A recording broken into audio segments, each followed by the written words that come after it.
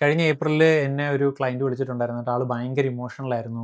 കഷ്ടപ്പെട്ടുണ്ടാക്കിയ പൈസയാണ്. ഇപ്പം മാർക്കറ്റൊക്കെ താഴോട്ട് പൊക്കോണ്ടിരിക്കും. നിങ്ങക്ക് നോക്കിയും കണ്ടും കാര്യങ്ങളൊക്കെ ചെയ്തുകൂടായിരുന്നോ? എന്നൊക്കെ ചോദിച്ച് പുള്ളി കുറച്ച് ഇമോഷണലായി. അപ്പം സംഭവിച്ചത് എന്താന്ന് വെച്ച് കഴിഞ്ഞാൽ 2024 നല്ല സമയമായിരുന്നു. ഭയങ്കര റിട്ടേൺസ് ഒക്കെ ഇങ്ങനെ കേറി നല്ല നാസ്ഡാക്ക്, S&P 500 അങ്ങനത്തുള്ള ഒട്ടുമിക്ക എല്ലാ ഫണ്ടുകളും മുകളിലോട്ട് തന്നെ പോയി. അത്യാവശ്യം നല്ല റിട്ടേൺസ് ഒക്കെ എവിടെ നോക്കിയാലും കാണാമായിരുന്നു എന്നുള്ളൊരു സാഹചര്യമായിരുന്നു അന്ന്. അപ്പം അതിൻ്റെ ഏകദേശം അവസാനമാണ് നമ്മൾ ഇൻവെസ്റ്റ്മെന്റ് സ്റ്റാർട്ട് ചെയ്തതെങ്കിലും എന്ന് വെച്ച് കഴിഞ്ഞാൽ ഒരു നവംബർ ഡിസംബർ സമയത്തൊക്കെ സ്റ്റാർട്ട് ചെയ്തപ്പോൾ ട്രംപ് അഡ്മിനിസ്ട്രേഷൻ വരുന്നു. ട്രംപ് വന്ന് ടാരിഫിന്റെ പരിപാടികളൊക്കെ അങ്ങോട്ട് തുടങ്ങിയപ്പോഴത്തേക്ക് നമ്മൾ എന്താ സംഭവിച്ചതെന്ന് കണ്ട് ഫെബ്രുവരി, മാർച്ച്, ഏപ്രിൽ മാസങ്ങളിൽ മാർക്കറ്റ് താഴോട്ട് ഭയങ്കരമായിട്ട് പോകാൻ തുടങ്ങി. അപ്പോൾ ഞാൻ കഴിഞ്ഞ വീഡിയോ പറഞ്ഞ പോലെ ഏപ്രിൽ 7 ആയപ്പോഴത്തേക്ക് ഏറ്റവും താഴെ എന്ന് വെച്ച് കഴിഞ്ഞാൽ കഴിഞ്ഞ 2024 ജനുവരി സമയത്തെ റേറ്റിന്റെ അത്രയും താഴെ. അത് കഴിഞ്ഞപ്പോഴത്തേക്കും അവർ നൈസായിട്ട് പ്ലേ ചെയ്യാൻ തുടങ്ങി. ഓപ്പർച്യൂണിറ്റി ആയിട്ട് ഇതിനെ കാണുന്നവരൊക്കെ ട്രംപ് തന്നെ ഒരു സ്റ്റേറ്റ്മെന്റ് അങ്ങ് ഇറക്കിയാൽ ടാരിഫ് ഒക്കെ അങ്ങ് നിർത്താൻ പോവുക. അപ്പോഴേക്കും ഒരു 3 ദിവസത്തെ ഡിഫറൻസ് കൊണ്ട് 17% മാർക്കറ്റ് മുകളിലോട്ട് പോയേക്കുന്നത്.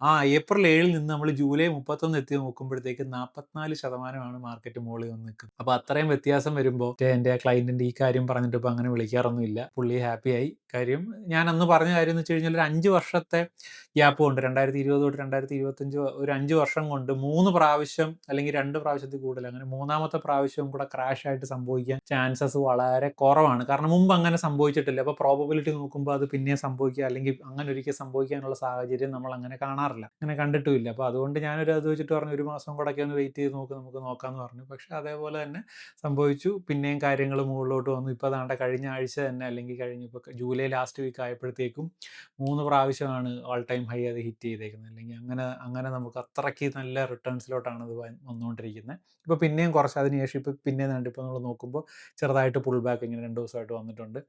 അപ്പം അത് സാധാരണമാണ്. അപ്പം നമ്മൾ ഇതിൻ്റെ ഒരു പാറ്റേൺ ആയിട്ട് നമ്മൾ അതിനെ കാണുക. മാർക്കറ്റ് താഴോട്ട് വരുന്ന സമയത്ത് അതിനെ ഓപ്പർച്യൂണിറ്റി ആയിട്ട് ഓക്കെ വില കുറഞ്ഞ് നിൽക്കുകയാണ്, അപ്പം ഞാൻ കൂടുതൽ പർച്ചേസ് ചെയ്യണമെന്നുള്ളൊരു മെൻറ്റാലിറ്റി നമുക്ക് ഷോർട്ട് ടേമിലാണെങ്കിലും പൈസ ഉണ്ടാക്കാൻ പറ്റും. നമുക്കപ്പോൾ ഇമോഷൻസ് അങ്ങനെ ഒരുപാട് നമ്മളതിനെ ട്രിഗർ ഒന്നും ചെയ്യിക്കേണ്ട കാര്യമില്ല. നമ്മളതിനെ ആ ഒരു മെൻറ്റാലിറ്റിയിൽ എടുത്തു തുടങ്ങിക്കഴിഞ്ഞാൽ വലിയ പ്രശ്നം ഉണ്ടാവത്തില്ല. കാര്യം എന്ന് വെച്ച് കഴിഞ്ഞാൽ market is always in a bull run. ഇപ്പം നമ്മൾക്ക് വർഷങ്ങളായിട്ടുള്ള ഇപ്പോൾ ഈ S&P 500 പോലത്തുള്ള അല്ലെങ്കിൽ ഭയങ്കര ഹിസ്റ്ററി ഉള്ള ഫണ്ട്സുകളൊക്കെ they are always in a bull run. അപ്പോൾ അവരതങ്ങനെ ഭയങ്കരമായിട്ടുള്ള റീസൺ അത് ഇന്നേ വരെ അങ്ങനെ ഉണ്ടായിട്ടില്ല, എന്നേക്കുമായിട്ട് കൂപ്പുകുത്തുന്ന സാഹചര്യങ്ങളൊന്നും ഉണ്ടായിട്ടില്ല. അത് മാർക്കറ്റ് ഉണ്ടെങ്കിൽ ചിലപ്പോൾ 1, 2, 3 വർഷം വരെയൊക്കെ ചിലപ്പം മാർക്കറ്റ് ഇങ്ങനെ താഴോട്ട് പോയിക്കൊണ്ടിരിക്കും. പക്ഷേ റിക്കവർ ചെയ്യും. അങ്ങനെയാണ് ഹിസ്റ്ററി കാണിച്ചിട്ടുള്ളത്. ആ ഒരു പ്രോബബിലിറ്റി തന്നെയാണ് കൂടി നിൽക്കുന്നതും. അപ്പം നമുക്ക് അതിനെ ട്രസ്റ്റ് ചെയ്ത് നമ്മൾ മുന്നോട്ട് പോയി കഴിഞ്ഞാൽ നമുക്ക് നല്ലതായിട്ട് പൈസ ഇതിനകത്ത് മാർക്കറ്റിൽ നിന്ന് നമുക്ക് ഉണ്ടാക്കാൻ പറ്റും. നമുക്ക് തന്നെയുള്ള ഇൻഫോംഡ് ഡിസിഷൻസ് നമുക്ക് പിന്നെ അങ്ങോട്ട് പോകും തോറും നമുക്ക് ചെയ്യാൻ പറ്റും.